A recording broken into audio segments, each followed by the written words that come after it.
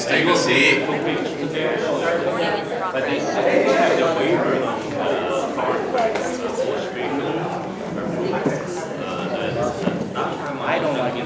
Well, welcome everyone to the Green Mountain Retreat in the heart of Silicon Valley. My name is Alec Wang, and as one of the event organizers, it's my absolute pleasure and honor to welcome everyone to the inaugural Asian American Forward Leadership Summit. Great to have you here.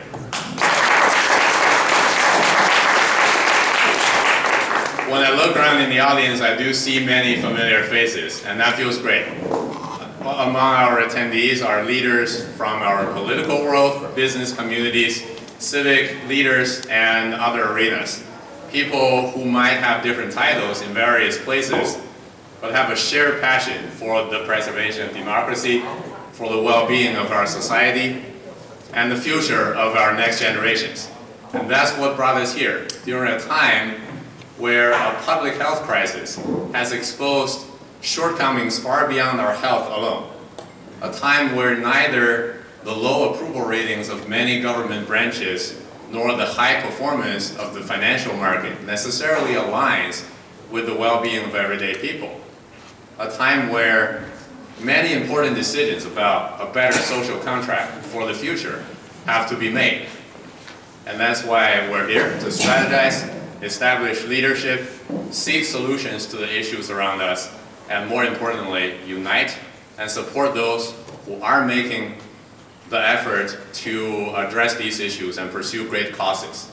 Now, thanks to our organizers, we made a great program exactly for these purposes.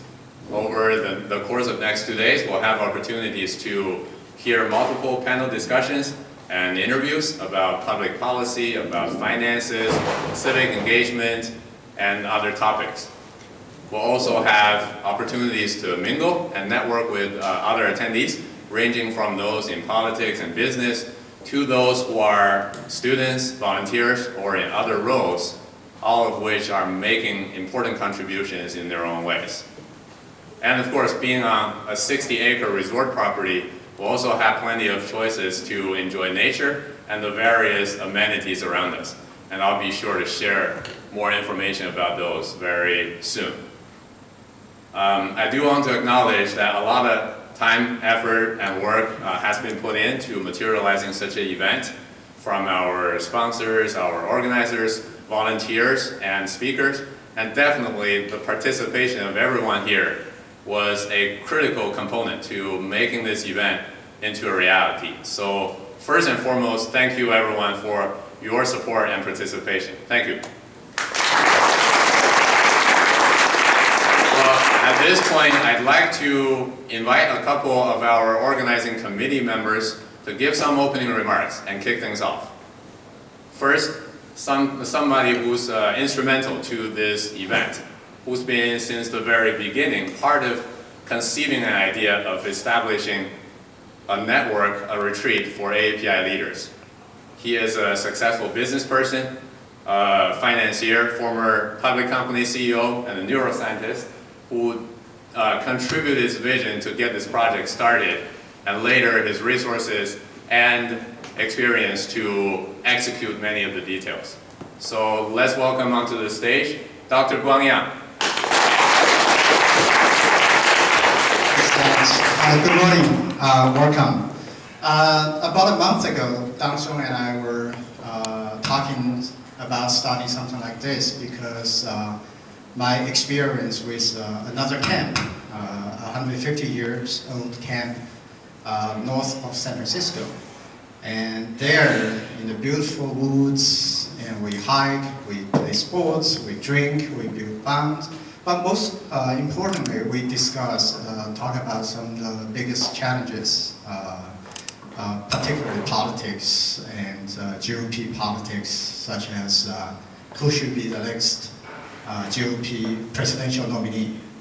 So Dai and I thought maybe we should do something similar for Asian American community because we are facing a big challenge ahead of us, either because geopolitics, technology, the changes there, or the polarization in this country. And that challenge calls for a stronger Asian American leadership, political leadership. And we need to plan ahead and stay ahead and try something new. And that's why I admire and respect Andrew Yang. To me, he's someone like Jeff Bezos traveled into the space. And he's a pioneer from our community in national politics. So thanks, Andrew, for being here. And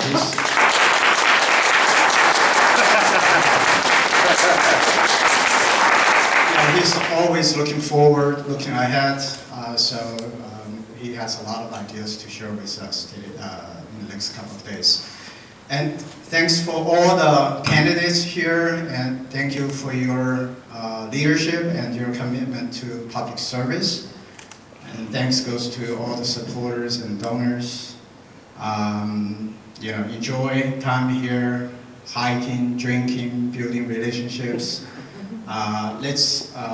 Hopefully we can turn this into an annual event and pass the tradition to our next generation for next 150 years, like I mentioned about the other camp earlier. Thank you.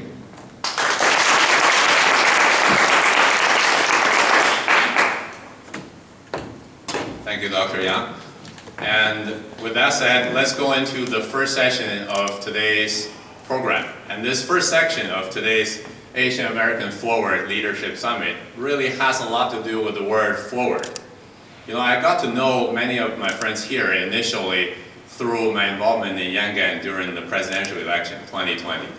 And during that time, our star and leader, Andrew, had a slogan of not left, not right, forward, with a comprehensive set of policy proposals to support that, which everyone really resonated with. Now, after a couple of years and many new developments and achievements along Andrew's personal path, the word forward really has evolved into new meanings, new directions, concrete actions. And that's what we're here to discuss and explore. As we already know, Andrew is a successful business person, a nonprofit leader for years, before he became a candidate for US president, as well as New York City mayor. And his activities and experience gained him nationwide recognition, if not international. Millions and millions of followers, and he became the champion for many important ideas like universal basic income, a human-centered economy, voting reform, and more. And now I know Andrew has a new book that came out and more groundbreaking activities on the horizon. So I hope you're as excited as I am to hear from the man himself. Let's welcome on stage, Mr. Andrew Yang.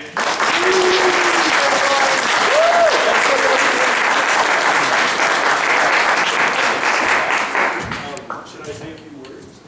Yeah, sure. And now introduce your interlocutor. Yes, my interlocutor. Yeah. All right, that was the word I was looking for. Hi, everyone. How many of you all are candidates who just flew in and whatnot, and this is sort of a newish environment for you? I've been there. I was you not that long ago.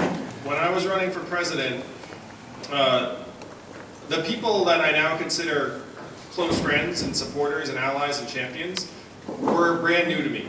I flew here to San Francisco, and they took me around, and it was an incredibly warm and welcoming community and experience for me, and I'm sure it'll be the same for you. I know as a candidate, you come in someplace and you're like, oh, you're surrounded by people you don't know, but trust me when I say that, everyone here wants the same thing, which is to help you, help elevate the Asian American community, and help give us a voice in politics. And when I was running for president, I would meet someone who's running for local office, and they would say that running for local office is much easier than running for president. I would say, no. Running for local office is harder than running for president. Because everyone knows exactly who you are, where you live, every relationship is personal. Running for president, if I disappear for a day, people are like, yeah, he's probably in New Hampshire, you know what I mean? But if you're running locally, everyone knows exactly what you're doing at all times. So, to me, that's the heart of what we're doing here today, is to try and welcome in the candidates who have put their necks out, really, and done something that so many of us know was not actually encouraged in our community growing up, where I grew up the child of immigrants, and my parents were never like, you're going to run for president, or any of that stuff. And so the folks who decided to take this on are really heroes, going against the grain. And we have to make sure that they have every chance to succeed. Because we are the most underrepresented community in the country by the numbers. You know, we're Asians, we like math, it's, you know, it's one of my jokes.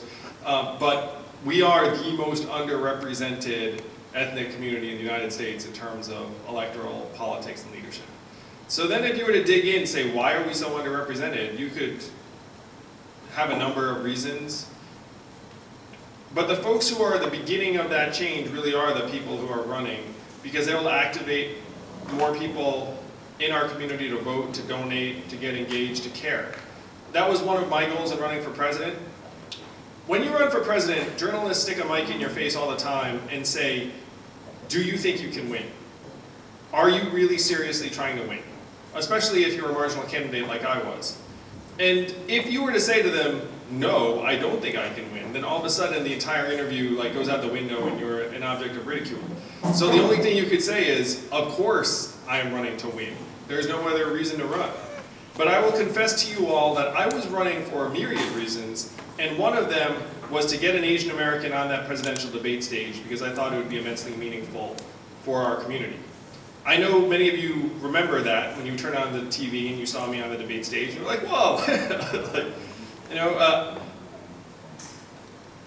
Some of you, most of you, because you're connected to this community, had heard about me before I showed up on that debate stage. And some of you helped get me there. And every candidate who's running has their own debate stage, you know what I mean? We're running for local office in Iowa, you're running for Congress in California. There may not be an actual debate stage, because I don't know if there are debates for some of these positions, but the effect is the same. We're at a really, really tough juncture in time for Asian Americans, in my opinion.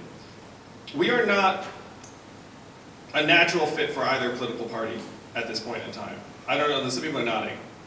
So you have the Democratic Party, and what is the most powerful narrative in the Democratic Party right now? It's that there are certain people who are victims of oppression, and we have to try and help them. Asian Americans are not in that group, really. You can see it in the media narratives, you can see it in our treatment. We're an afterthought in democratic politics, much as I wish it were different. I campaigned for Joe, I tried my best, but we have to face facts that we are not getting the recognition that we should be getting as 5.7% of the population, swing voters in swing states. It's just not there. Most of you feel, you're nodding. The Republican Party historically has actually been a very good fit for members of our community because a lot of us are small business owners and entrepreneurs and we vote on economic terms. But now this version of the Republican Party has become something dark and xenophobic and nativist. And so there are people that are looking around saying, wait, this isn't the Republican Party that, that I've been proud to be a member of for a certain period of time. Worse yet, with COVID, our invisibility has been replaced with hostility. And then you have a worsening relationship between the US and China that is going to end up leading to more anti-Asian racism.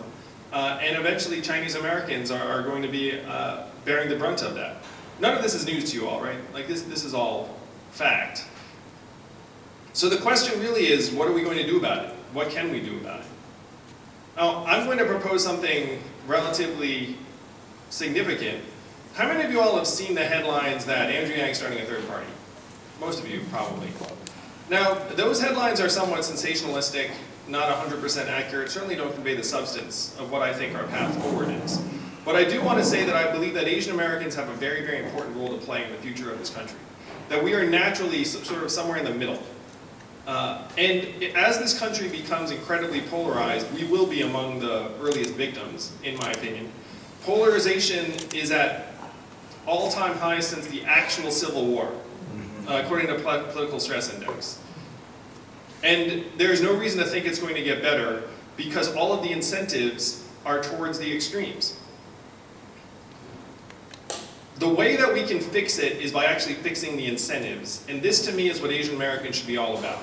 We should not be about rhetoric, we should be about solutions. We're operators, we're business people, and we know as managers that if someone's incentives are in a direction, that's probably what they're going to do. I'm going to call out a particular example from very recent days. Senator Lisa Murkowski of Alaska, the only Republican senator who voted to impeach Donald Trump and who is up for re-election in 2022. Her approval rating in Alaska among Republicans right now is 6%. Think about that. Her deciding to impeach Trump was the equivalent of political suicide. Why did she do it then? She did it maybe because she thought it was the right thing to do, but she also did it maybe because Alaska just last year changed its process so that there is no Republican Party primary. There's an open primary. So instead of having to go through a primary where the most ideological and extreme 17 to 20% of voters would almost assuredly give her the boot, she goes straight to the general population where she has a chance, where she can appeal to the 51%. What happened with Senator Murkowski in Alaska is what we have to emulate and replicate around the country. There are 24 states where if you get a ballot initiative, you can actually change the process to be open primaries and ranked choice voting, so that instead of answering to the 20% most extreme, you actually have to answer to the majority, and then overnight, you would see politicians on both sides of the aisle become much more reasonable and rational and less ideological, because all of a sudden their incentives would lead them in that direction. Expecting them to change their tune when all of their re-election incentives are to try and toe the party line is a waste of time. What is the approval rating for the US Congress right now in America? 10%? 28%. It went up a bit. It was 21, now it's 28. What is the re-election rate for individual members of Congress? 94%. Would you design a business that way? 28% performance, but 94% get to keep on in their same roles? And the reason why there's such a disparity is because in order to get reelected, I don't need to do good work, I don't need to pass good laws, I just need to placate the most extreme 20% in my district, on either side. That is the change we have to make. So then I'm going to ask you, how do we actually get these ballot initiatives passed in 24 states, pressure state legislatures and other parts of the country? It takes a massive effort. It takes a massive movement, but it's going to be bipartisan and nonpartisan. It's going to be pissed off Democrats, dismayed Republicans, and a lot of independents who at this point are the most numerous party in the country by the numbers. Right now, the last study said about 50% of Americans consider themselves independent, about 28% Democrat, and about 24% Republican. 57% of Americans say that they want a third party. 60% say that both parties are out of touch. How many of you all are business people? Imagine a market where you had a duopoly and 57% of people wanted another offering. If you were an entrepreneur, what would you do? You'd start a new offering. The problem is that the mechanics make it so that you cannot win any races as a third party, so eventually they die. So the circularity is this. You have to start by changing the mechanics and moving to open primaries and ranked choice voting. It does two things very powerfully immediately. Number one, it rewards politicians for all of a sudden being reasonable and rational and not answering to the extremes. It can free the Republican Party from Donald Trump like that. And number two, it makes it so that independent third parties would actually have a chance to compete and win. Because right now the reason why you can't win is that there's a closed party primary, so you die in that process. But if you have an open primary, all of a sudden, if you have a third party actor, then they actually make that ballot, everyone can get involved. They might not win, but all of a sudden it would introduce a much higher level of dynamism. If this is the direction you take, then all of a sudden every American who wants an option from the duopoly gets on board. Whether they're green, libertarian, whatever. Because they all are sick of the duopoly, and then if they see that the forward party is trying to change the mechanics, they'll be like, you know, I don't love Yang, I don't love everything they're about, but I want choice. I want real options. We're living a version of the Founding Fathers' worst nightmare right now. If you look at the Constitution, is there anything about political parties? To the extent there is, it's that they don't like them. They say factions are bad, we have to try and introduce a diversity of perspective and shifting coalitions. How many political parties does Sweden have? 8. Netherlands, 17. The US is the only one that's struggling with this kind of gridlock, and it's not going to change. It has to be our mission as Asian Americans to unlock and free our country, make it more reasonable and moderate again. Take it not left or right, but forward. Do you see the plan? Do you see the vision? And we do not have that much time because, again, Asian Americans are going to be like that bug in the middle of the highway, like that joke where they talk about, you gotta get to one side or the other. I mean, that's us right now. We're punching below our weight class, and if you're tired of it, then let's change it. That's what today should be about. That's what this conference should be about. Let's help the candidates who are running local office change it, but let's think bigger. That's my criticism for Asian Americans politically. You do not think big enough. We do not think big enough. To the extent that I am a bringer of any lesson, let it be that. Give yourself permission to think as big as anyone else in this country. If we do that, we will have a real chance to make it someplace we're actually proud to raise our kids in. Thank you all so much.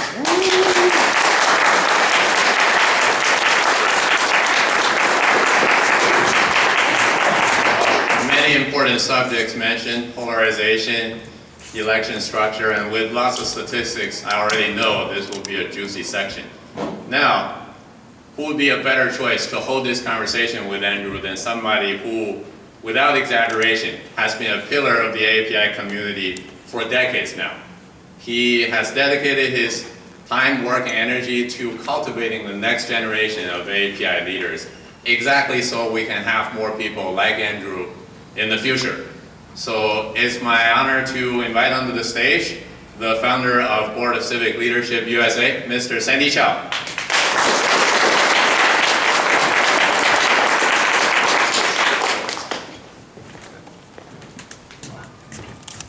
Okay, all right. Yeah. Maybe you want to test your mic.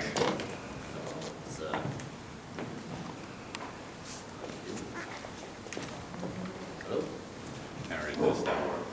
I don't know how to I got on.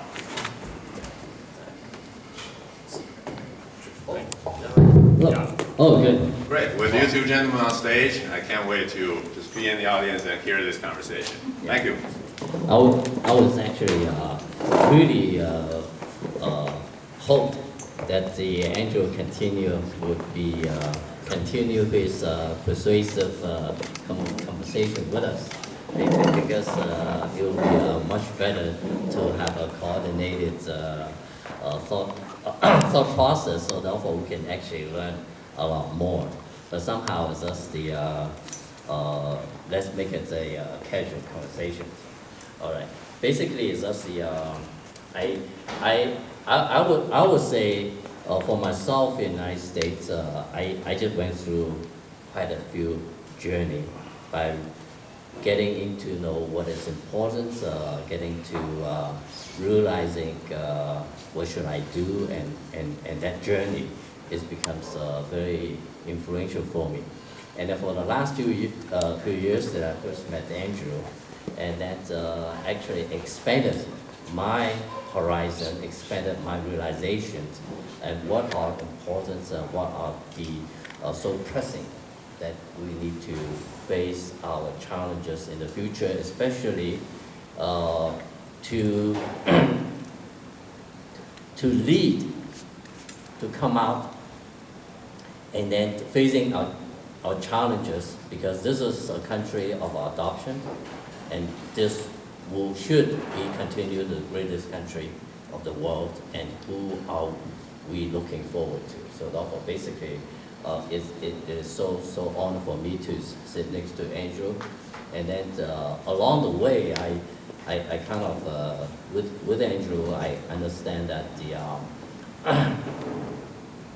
he started Manhattan Strat, and then find out a lot of talent should go back to their hometown, and doing the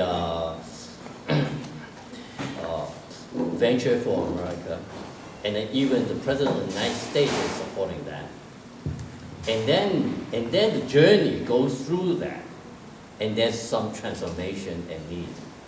And then, Andrew, you went through the presidential experience, and then you have a lot of observation, and you can get deeper of the roots of those problems. And then you just move forward from smart people should build things. To war or honorary people. And now you just come to, we need to be together. It's not left, not right, it's forward. So basically this, in such a transformation, what are your thought process and experience on that? Thanks, Andy, and thank you for helping to assemble this community and all the work you've done to help guide and inspire the next generation. I learned a lot in the presidential, that's for sure. And I tried to document it in my book. And I think some of you will really love that section of the book because you were such a huge part of it. But I tried to not just make it an engaging story, I tried to glean lessons from it. And one of the big lessons I drew from it was that we have, again, incentives that are turning us against each other. And those incentives right now are being driven by politics, which I talked about before, but they're also being driven by media and social media, where you have these major cable networks that are driving the news cycles of the day. And they are, at this point, separating us into ideological camps pretty directly. Certainly MSNBC and Fox don't even pretend. And then CNN, where I work sometimes, I think that they have a point of view when they try and keep it, relatively down the middle, but it does tend to be a bit left-leaning, you would argue. And again, I would say that Asian Americans don't fit very neatly into either of those media narratives, and Asian Americans in my lifetime have felt themselves to be somewhat invisible on national media, both in news and politics and entertainment. And then social media just is on top of that. So there are all of these incentives, Sandy, that are going to end up making it so that, again, the extremes get rewarded. If you're a sensationalist, or even if you just completely fabricate things on social media, misinformation spreads 6 times more powerfully and quickly than fact. So if I jump up and down and I say something crazy, then I'm likely to get a following faster. Social media is one of the major problems with our country right now, truly. It's literally driving people insane. It's making our kids depressed. And our government, in part because our government is 30 years behind the curve, just looks up, it's like, I don't know, like free speech, I guess. It really doesn't make much sense what our approach is. So things are not on a good track right now. How many of you think that things are going great right now? Raise your hand. Just kidding. Just kidding. like none of us, we all know it's broken. We all know it's not working. So I tried to catalog some of the bigger problems I encountered running for president, and then I presented solutions that I think would improve them. And the political reform is front and center because it's most achievable and most compelling. But I have some other ideas too around social media, around local journalism. Yeah, this is exactly, it's a big challenge because somehow you have to get elected to be in a position of influence. But in order to get there are a lot of obstacles that I would say probably watching you, and then there are 2 challenges. One is do what is right, but that sometimes is very difficult. And then a lot of people do what is popular, and then do how to manipulate the people that actually sometimes even misguided to the point that you become a movie or to be a star. So therefore, in such a case, there ought to be quite a bit of communication channel needed, some reform and some creative thinking in order to get to that point. I'm going to present something that may be controversial, but I think I can try and take advantage of this. I grew up feeling very much like I was on the outside because I was one of the only Asian kids in my town, child of immigrants. Now, many of you grew up in California, and I joke with my wife that all the well-adjusted Asians grew up in California. and also that, when I was mistaken for a Californian, I took it as a high compliment. I was like, oh, I seem like one of the cool ones. But we are the outsiders in a lot of these environments. I've been to Democratic events up the wazoo, we are not on the inside. I'm going to present a scenario to you all, and this is about the creativity that you're talking about, Sandy. Let's play it out, because No. Who's going to run for president in 2024 on the Republican side? Probably Trump. Raised 100 million, has 65% support levels. Anyone who wants to oppose him is going to probably get crushed and like lose their career. So they'll just be like, "I'll wait him out. He can have the cycle." And a number of the other contenders have already said that. Like Nikki Haley was like, "If he runs, I don't run." And so probably Donald Trump. Who do the Democrats run against him? Probably Joe Biden, because he's the incumbent. He beat Trump before. He'll be 81. That's a problem. But then their next choice is Kamala Harris, your senator, if you're here in California. But Kamala's polling has consistently been below Joe's by 4 or 5 points. So those are your two main choices. I think it's probably going to be Trump versus Joe. Combined age of those two candidates will be 158. How is the country going to feel about Biden-Trump 2? A lot of people are not going to be too thrilled about this. They'll look up and say, "Wait a minute, like what's happening?" So let's say hypothetically you had a third-party candidate who had something of a national following. Just for argument's sake, let's call him Andrew Yang. Probably starts out with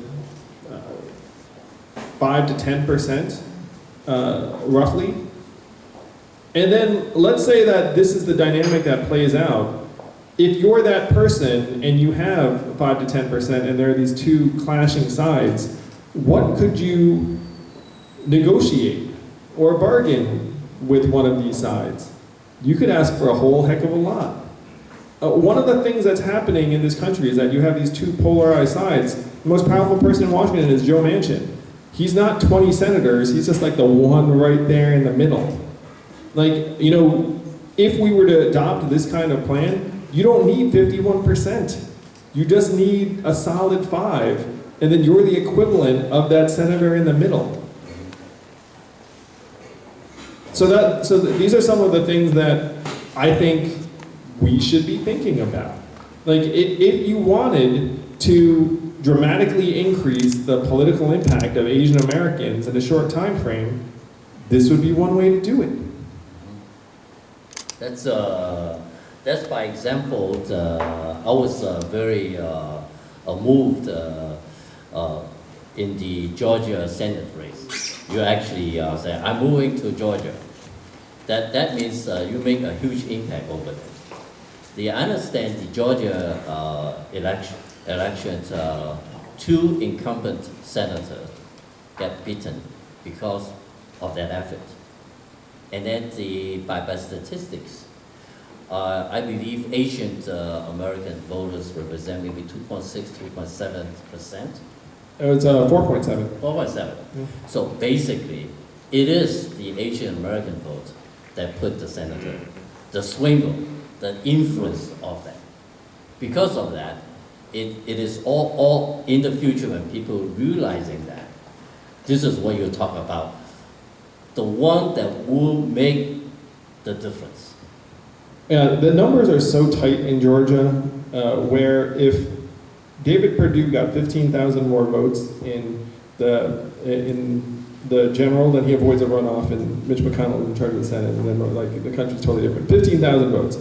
In the rerun, the special elections, John Ossoff won by 1%, and Asian Americans are 4.7% of the electorate and went 2-1 for Ossoff. So you could legitimately say that Asian Americans were the swing vote that determined control of the US Senate. Is that a story that anyone talks about? No. You know, and one of the arguments I'm making too is that I believe that we should be investing more assertively in our own kind of media arm and outreach. Like the things that Asian Americans are bad at are really biting us right now, and this media piece is one of them. So I think that should be an area where our community invests significantly. Yeah, because the reason why is just the I think it's just there are quite a bit of commonality among the Asian Americans. We are very diligent. We really look at education and family reunions and then healthcare, caring about the old people, and all those that we can actually could be collaborate and then work together. So therefore, basically, Asian American right now is somewhat like 23 million people and 6%, but eventually in 20 years it will be 11%, 12%. It can be a very, very significant influence. I think therefore, basically, if we have united together behind, I would say there's significant influence that I think is us, but somehow is us. That if you do not have a way of communicate among ourselves, we do not have some kind of. This is why I say the media is so important.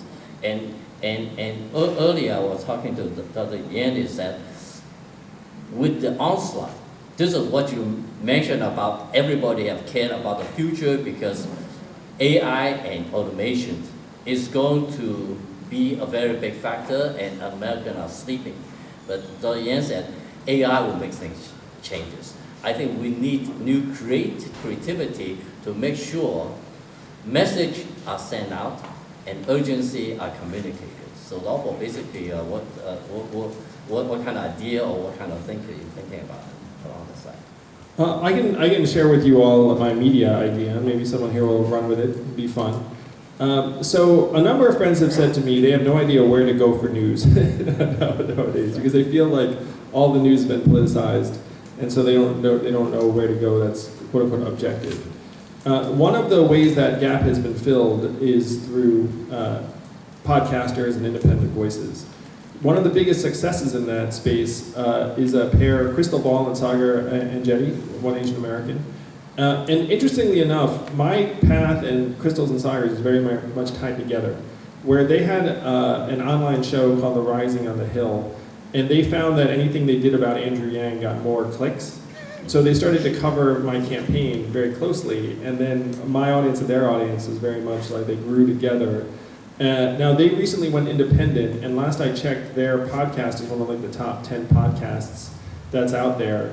So that shows that there's a real hunger for independent voices that people can trust to be somewhat objective and not tied to quote unquote corporate media.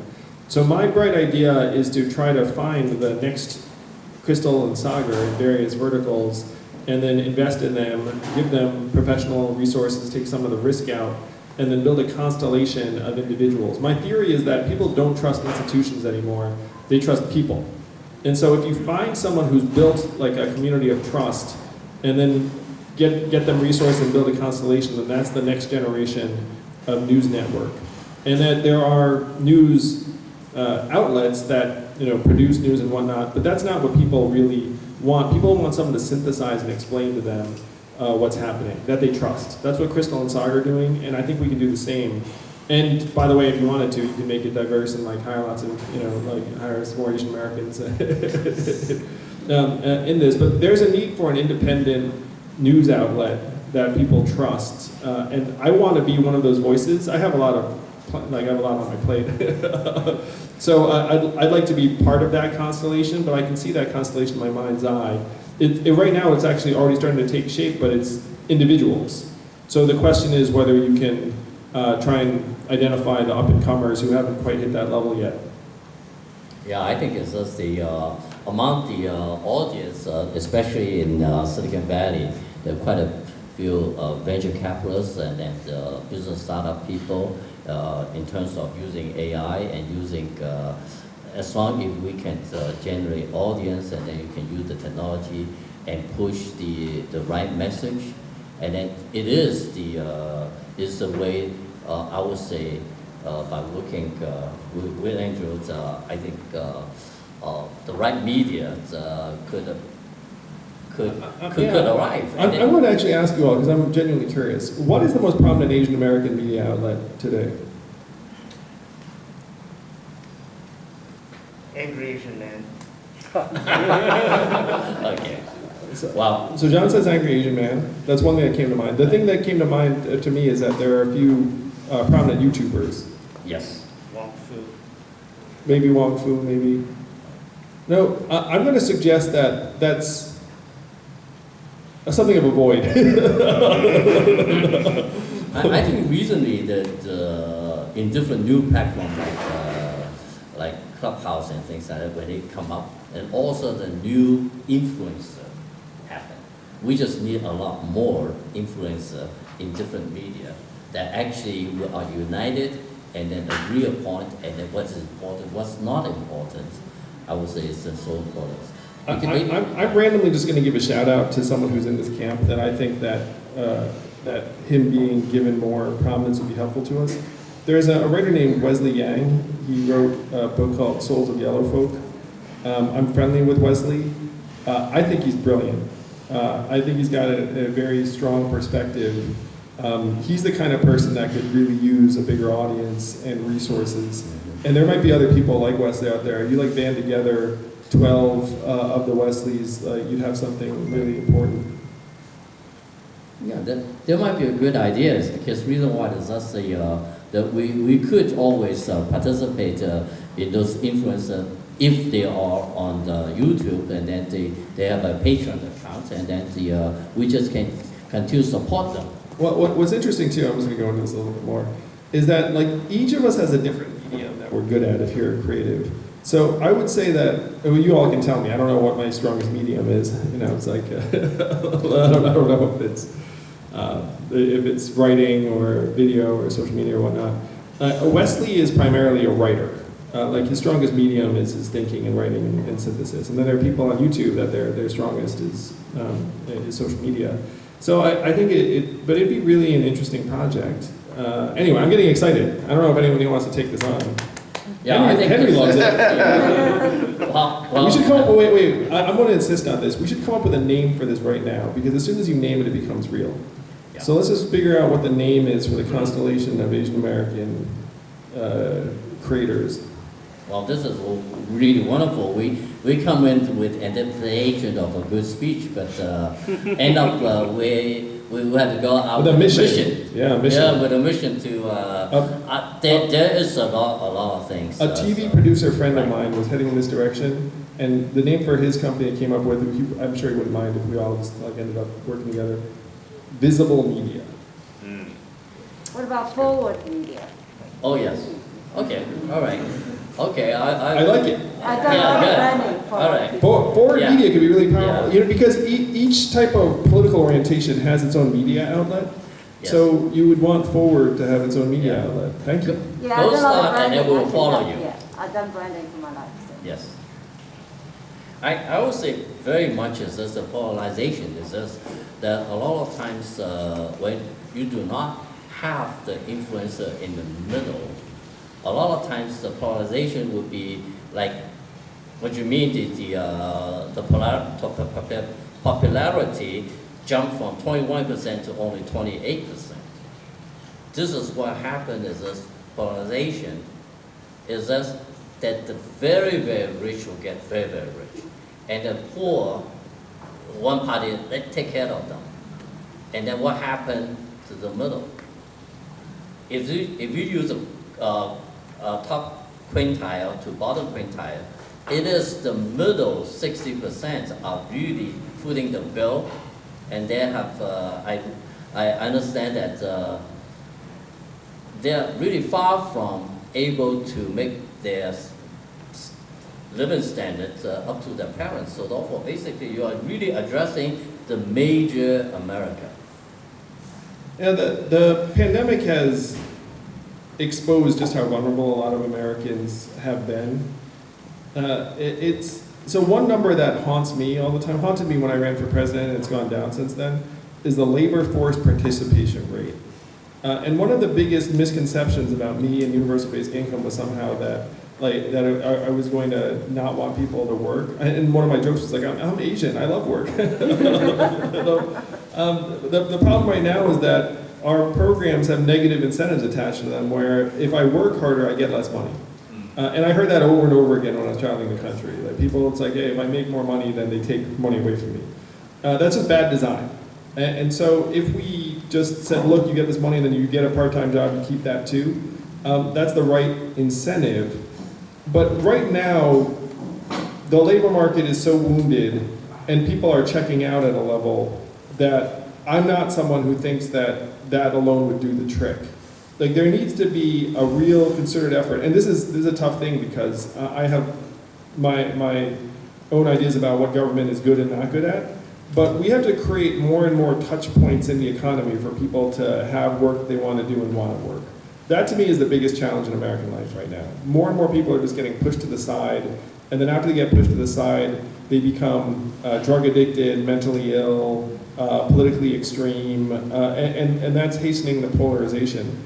So we should take the polarization very, very seriously in my mind. I mean, the insurrection on January 6th, that was straight out of someone's nightmare, in my opinion, you know, and you saw hundreds of people who were ready to take a life, you know, and there were a significant number of people who are now trying to write it off as like, you know, it was like a protest. It's like, no, I mean, they were there with murderous intent. And it's not going away. It's going to get worse, unfortunately. I actually, it's coming from you. You did mention about jobs is migration. The new technology, if we embrace it, and then it will make it an advantage to us, it's only a migration. There's only a change of job requirement, but there are plenty of work that needs to be done by all people. There's plenty of work to be done. It's just right now the market is not rewarding that work, really. I mean, if you used one very extreme example, let's call it home health care aid.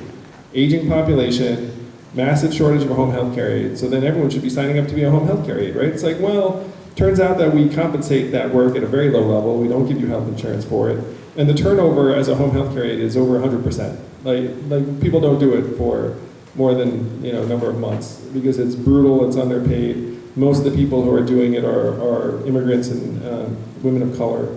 So the problem then is that if you wanted to try and make it sustainable, you would double the compensation of home health care aides. But no one's willing to do that. So then you have this massive mismatch. It's that kind of scenario that's playing out all over the place, where when there's so much work that needs to be done. Forest management, as an example. I mean, if you're here in California, like, you know, last year, the smoke and the smog, I mean, some of that was avoidable, you know, if you'd had people who are working on it for the months prior. But right now, our system is not well designed to actually assign and allocate people to the needs. We're relying upon the market to do it. And then you have political figures who think that government can do it and do it well.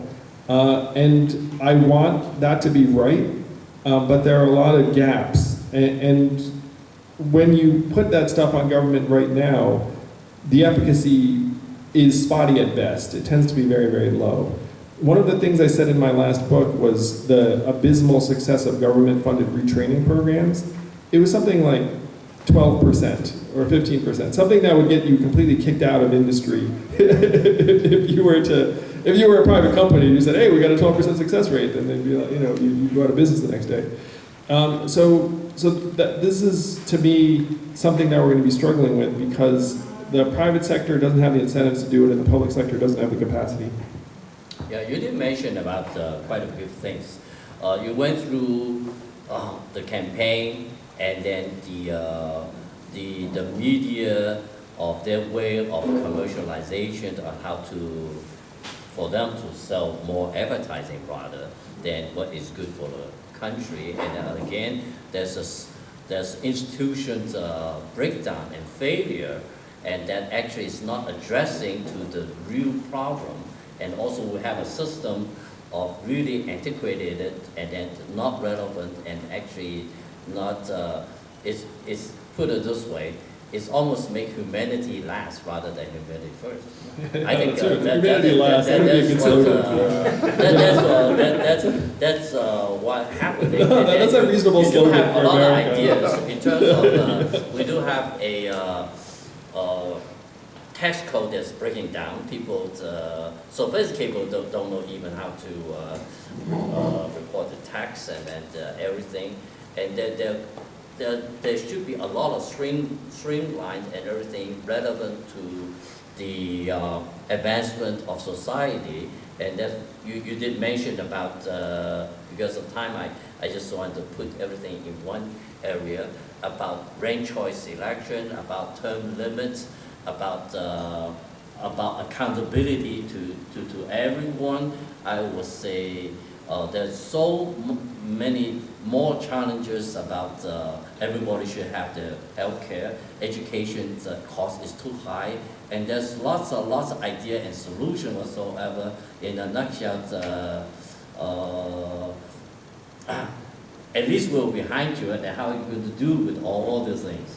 Well, here's one of the things I'm really excited about, and I do think this is a perfect fit for us in our community. The way that I imagine what's going on right now is that you have all these broken machines in the US. Asian Americans, let's say for the sake of argument, relatively recent arrivals, we got here, we're like, oh, this stuff's not working very well.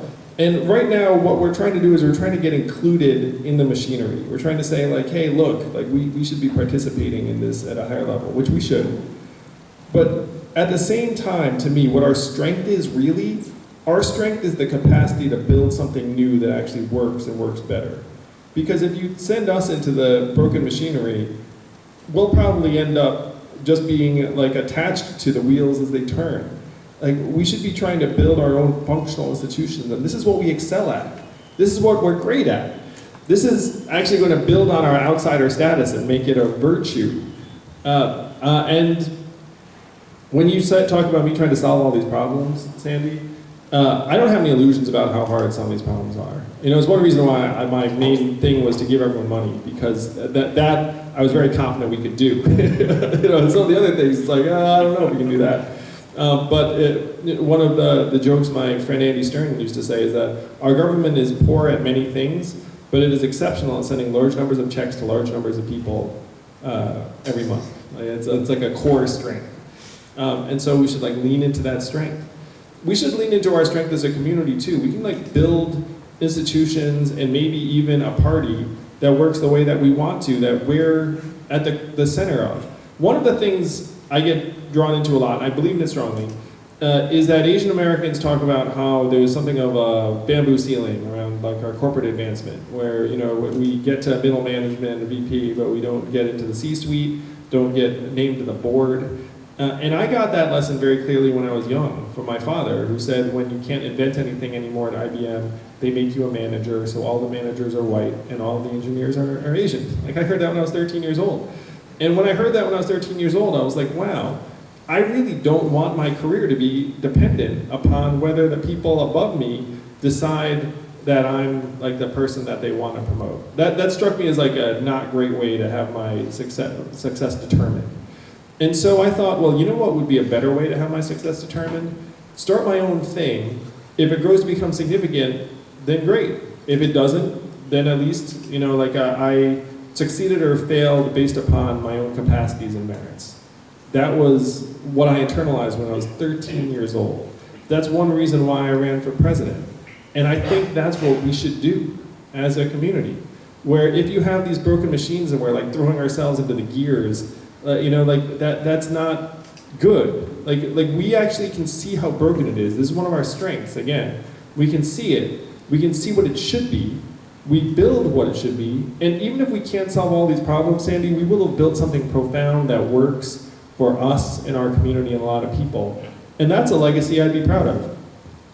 Yeah, because the reason why is just you did mention earlier about the Asian Americans, a lot of times with Chinese Americans, that they are if they are in the comfort of their own bubble, they feel very secure, they don't have to deal with other problems. And then, but somehow as us, that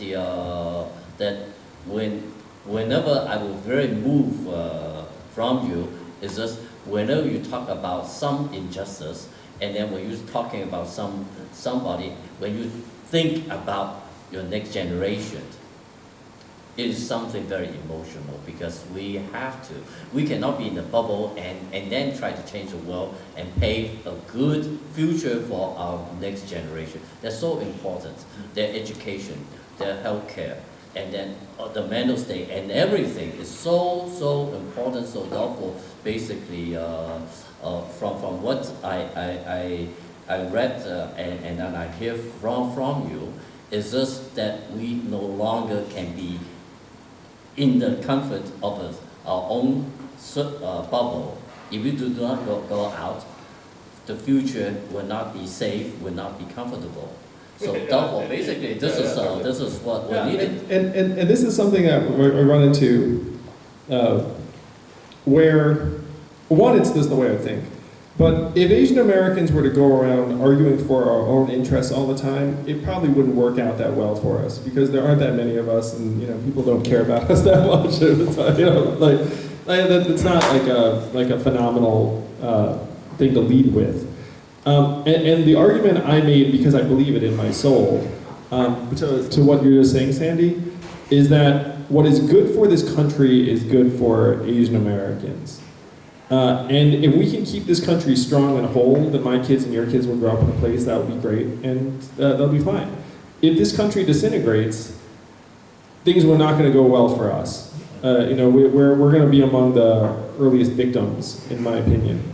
And we should take this threat very, very seriously. Like, I got attacked in 2019 for saying we're a generation away from Asians being shot up in a group, because of racial hostility. I got savaged for that.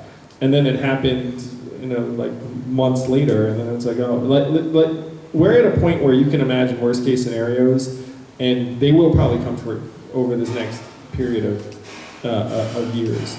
So in many ways, our mission is to think bigger, and then to do what we can to help the country writ large stay together. We can be that healing force. And this is in many ways the opposite of the way a lot of these other groups are approaching political activation, which is like, hey, we got this thing, and we're like this, and we're going to argue for our thing, and it's we're kind of unique in that for us, what's good for the whole is good for us. And then it gives us an incredible platform to be able to build bridges and relationships. This actually is also a strength of ours. We want to make things work better. We're not super ego-driven. We're kind of selfless. And some people will see that and take advantage of it, truly.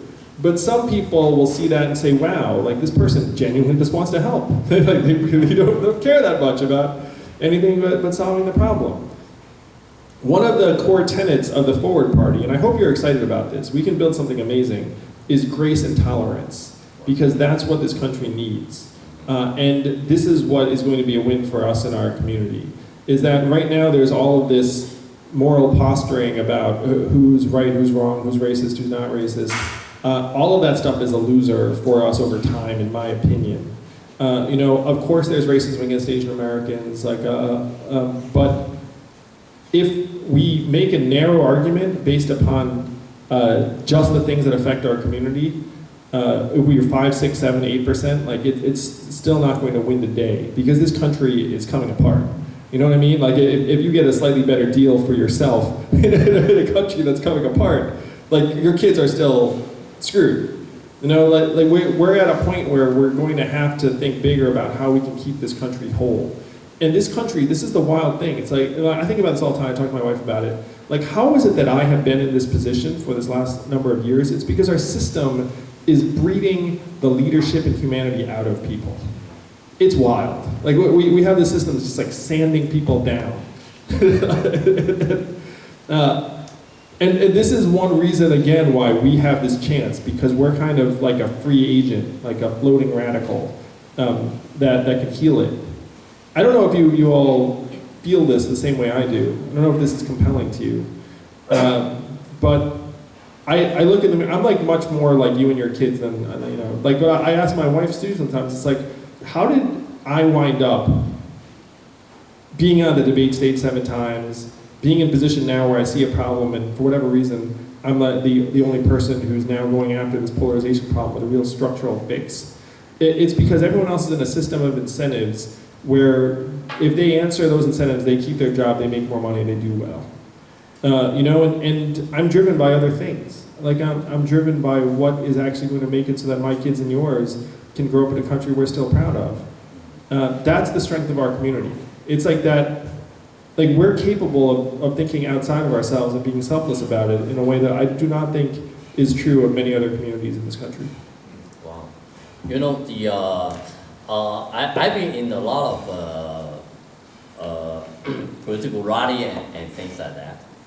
A lot of times it's really something like getting somebody emotional. We're being oppressed and then let's get equal and things like that.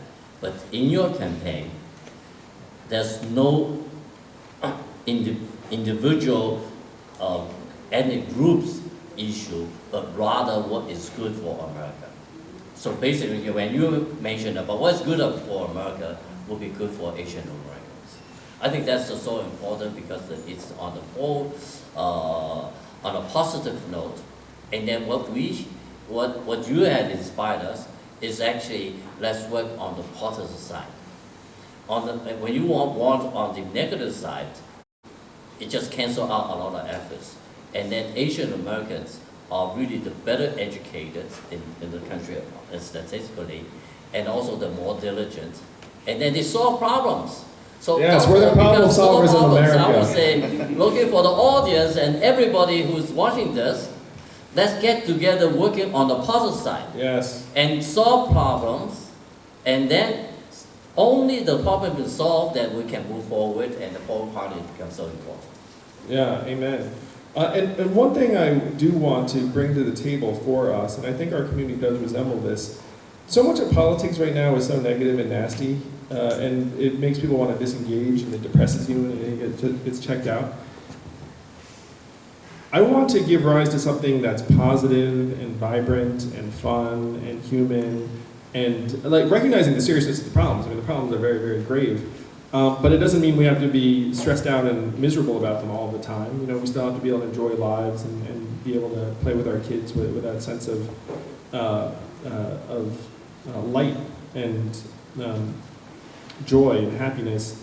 And so I think that that's something the Forward Party can embody too.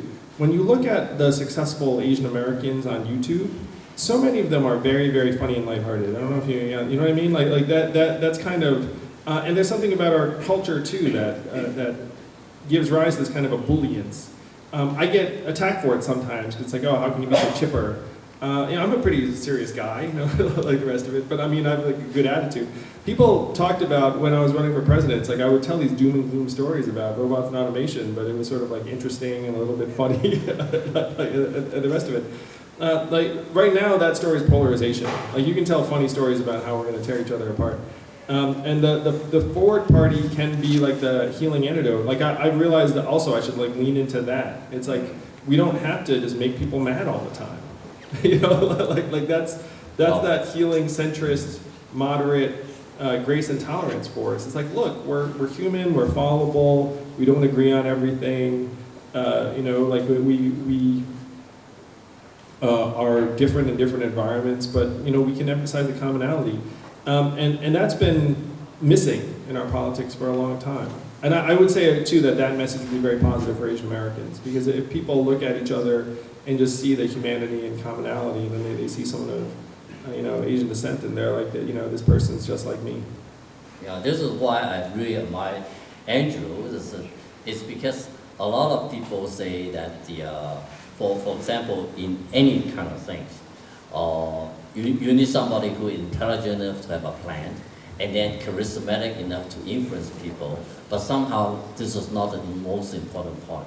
The important part is the intention, integrity, and what is the goodness out of his part that it really have a sincerity that want the world to be better. And especially example, I was moved all the time from the action that we made, because when you was sitting next to a truck driver, you are really concerning about his future.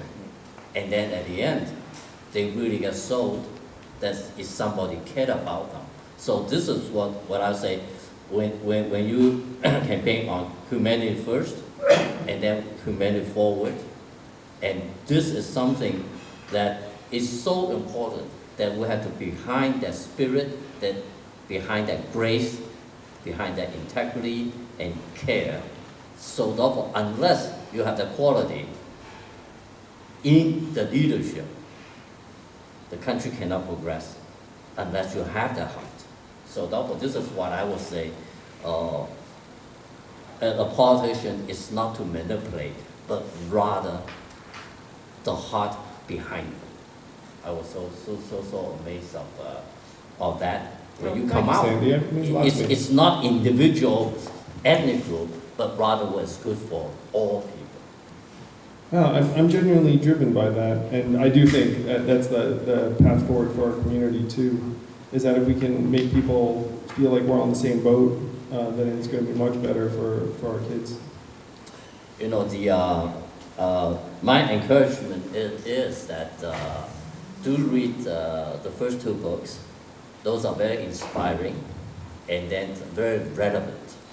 That's a lot of homework you're signing there, Sandy. Right, yeah. I'd be content if they buy the third book. So in such case, the War of Ordinary People, there are a lot of compassion in it. Do read it. I mean, if you get a little rusty of it, read it again. And then I was very fortunate to have a peek of some of the manuscript of the book forward, because within it, the observation of the reality and then how to deal with the reality that you are just about to change, but you have to understand what all the key points that needed to be changed and what all the area that you have to be emphasizing on, and give me a lot of inspiration at the same time, realization how little that I know. So therefore, basically, it's really a privilege that with Andrew. At one time, I talked to Don. I said along the campaign trail, what Andrew did. He said he read all the time, reflect all the time.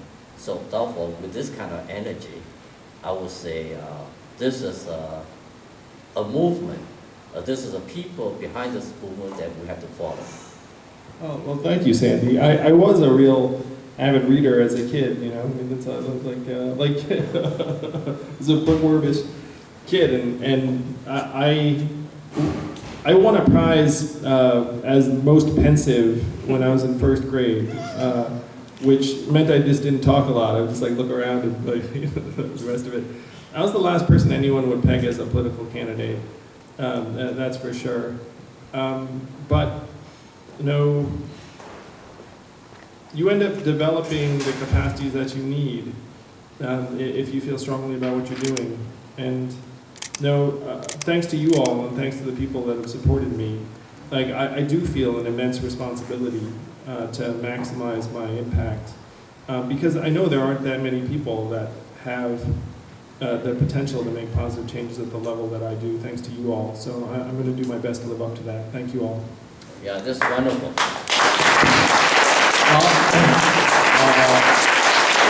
Before we go, I suggest that everybody just go buy many copies. Because reason why is this. Not only it will be good for your soul, at the same time, it will be good for your soul for your friends and good for them. So therefore, Is it out? October the 5th. It comes out October 5th. You can pre-order it right now, and then it'll show up at your door that day. I'm also doing a book tour, so I'm heading to Boston, Chicago, Des Moines, San Francisco, Atlanta, Denver, Irvine, and a bunch of other places to give a book talk. Yeah, my suggestion is this, first buy this book, read this book, and then give a lot more copy to your friends, and then talk about it. Take notes. Because the reason why is this, that we all together, I would say, we can all move forward in a very positive way. And thank you for this Thank time. you, Sandy.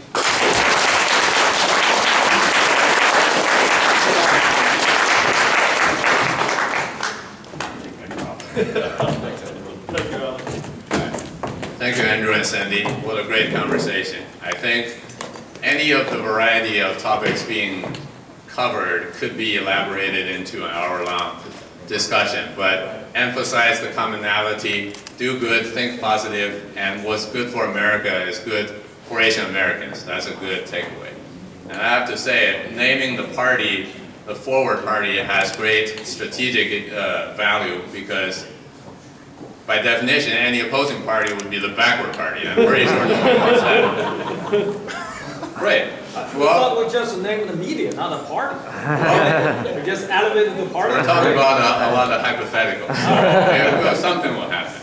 Now, with our minds invigorated, I think it's time to nourish our bodies. By that, I mean it's almost lunchtime.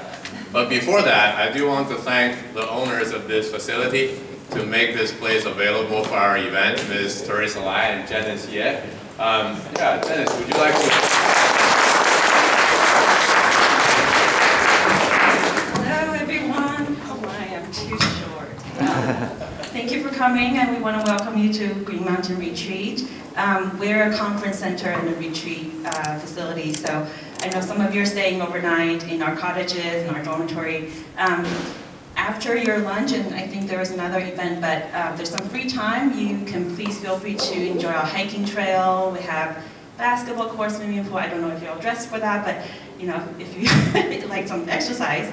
And there's also a lot of places to walk around. We have an amphitheater where you can kind of rest and hold your personal conversations. So thank you very much for coming today, and we hope to see you again soon.